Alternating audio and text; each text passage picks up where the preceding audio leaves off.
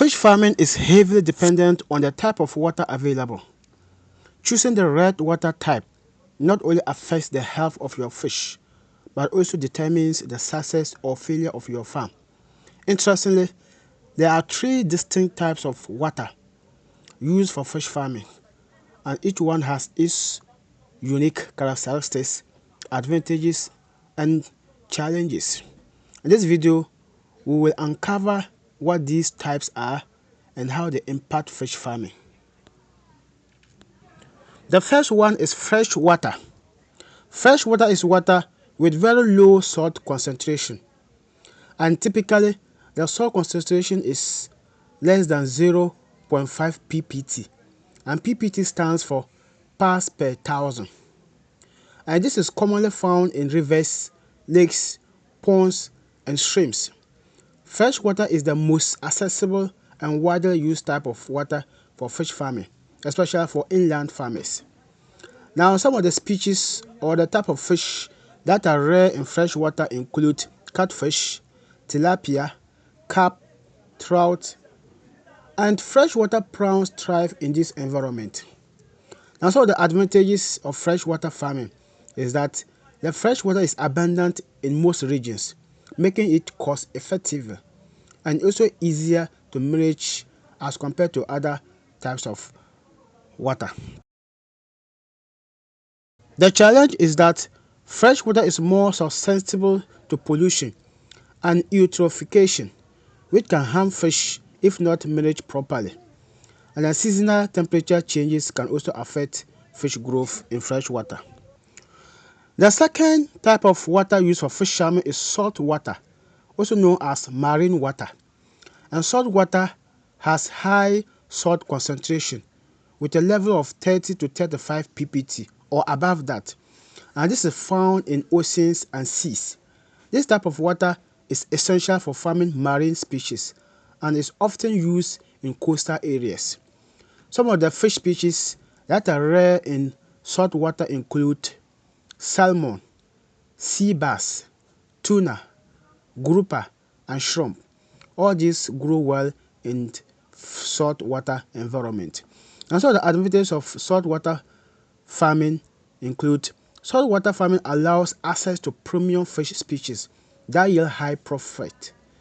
Coastal regions also offer large farming species. Coastal regions also offer large farming spaces for sea cages or pens. Now the challenge is that farming in salt water requires high initial investment and expertise.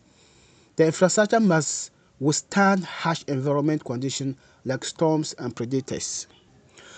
The third type of water is brackish water.